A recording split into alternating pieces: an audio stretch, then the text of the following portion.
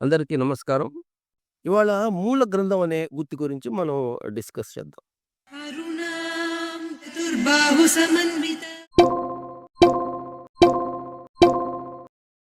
మూల గ్రంథ కథనం సంపూర్ణం. మాతృదేవో భవ. శ్రీం శ్రీమాత్రే నమః. శ్రీ గురుభ్యో నమః. అందరికీ నమస్కారం. నా పేరు Ganesh Babu. Welcome to Akanta channel. మన లలిత సహస్రనామం జర్నీ కంటిన్యూ చేద్దాం. వశిన్యాది వాగ్దేవతలు ఈ 1000 నామాలని కొన్ని గుర్తులుగా ఇచ్చారట. అంటే ఒక్కొక్క గుత్తి ఒక్కొక్క బెనిఫిట్కి అనమాట. ఒక్కొక్క బెనిఫిట్కి వాడుకోవచ్చు.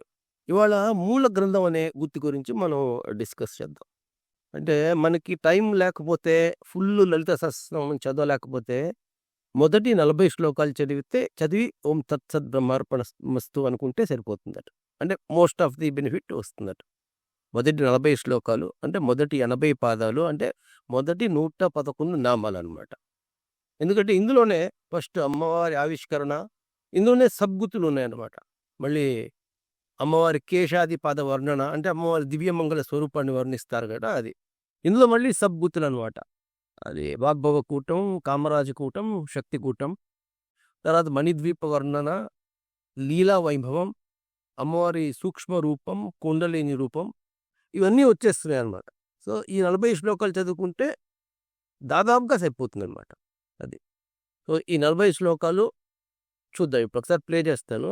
తర్వాత నేను ఒక్కొక్క పాదానికి ఒక్కొక్క స్లైడ్ తయారు చేశాను. సో ఆ స్లైడ్స్ కూడా ప్లే అవుతూ ఉంటాయి. మీరు పాస్ చేసుకొని కావాలంటే మీనింగ్స్ చూసుకోవచ్చు. ఏమైనా డౌట్స్ ఉంటే, ఏమైనా క్లారిఫికేషన్ కావాలంటే కామెంట్ పెట్టండి, లేకపోతే నాకు మెసేజ్ చేయండి, నేను క్లియర్ చేస్తాను. ఓకే, ఇప్పుడు ఆ 40 పాదాలు, ఆ 80 పాదాలు చూద్దాం. కరుణాం కరుణాతరంగితాక్షీ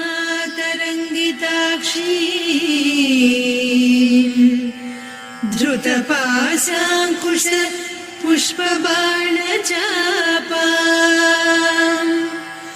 అణిమాదిభిరావృతాం మయూఖైః అహమిత్యేవ విభావయే భవాని.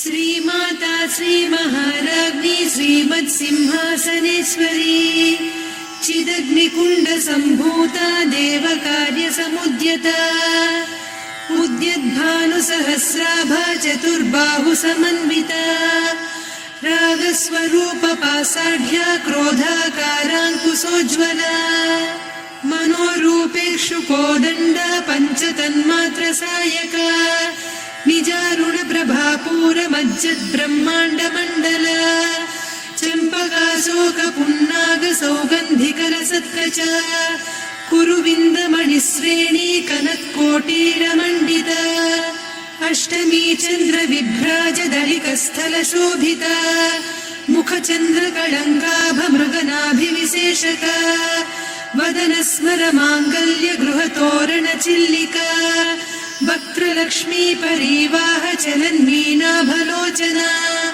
నవచంపక పుష్పాభనాసా దండ విరాజిత తారాకాంతి తిరస్కారి నాసాభరణ భాసుర కదంబ మంజరీ క్లుప్త కర్ణపూర మనోహర తాటంకయుగలీభూత తపనోడుపమండల పద్మరాగ శిరాదర్శ పరిభావిక పోలభూ నవ విద్రుమ బింబ శ్రీన్యక్కారిరదనచ్చద శుద్ధ విద్యాంకురాకార ద్విజ పంక్తి ద్వయోజ్వల కర్పూర వీటికామోద సమాకర్షి దిగంతర నిజ సల్లాప మాధుర్య వినిర్భర్సిత కచ్చపి మందస్మిత ప్రభాపూర మజ్జత్ కామేశ మానస అనాకలిత సాదృశ్య చిబుక శ్రీ విరాజిత కామేశ బద్ధ మాంగల్య సూత్ర శోభిత కంధర కనకాంగద కేయూర కమనీయ భుజాన్విత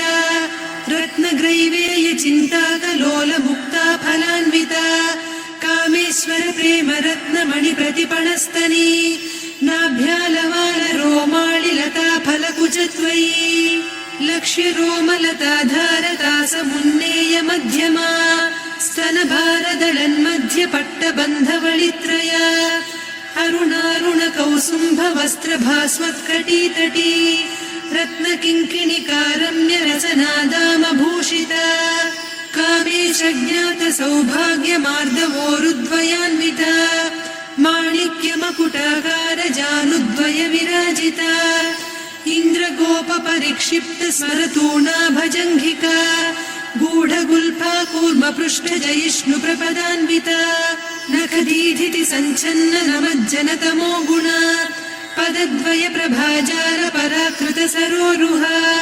सिञ्जानमणिमञ्जीरमण्डित श्रीपदाम्बुजा मराळी मन्दगमना महालावण्य सेवदिः सर्वारुणान्नवद्याङ्गी सर्वाभरणभूषिता शिवकामेश्वराङ्कस्था शिवा स्वाधीनवल्लभा सुमेरुशृङ्गमध्यस्था श्रीमन्नगरनायिका चिन्तामणिगृहान्तस्था पञ्चब्रह्मासनस्थिता महापद्माटवी संस्था कदम्बवनवासिनी सुधासागरमध्यस्था कामाक्षी कामदायिनी देवर्षिगणसङ्घाता स्तूयमानात्मवैभवा भण्डासुरवधोद्युक्तशक्तिसेना समन्विता सम्पत्करी समारूढ सिन्धुरव्रजसेविता अश्वारूढाधिष्ठिता स्वकोटिकोटिभिरावृता चक्रराजरथारूढ सर्वायुधपरिष्कृता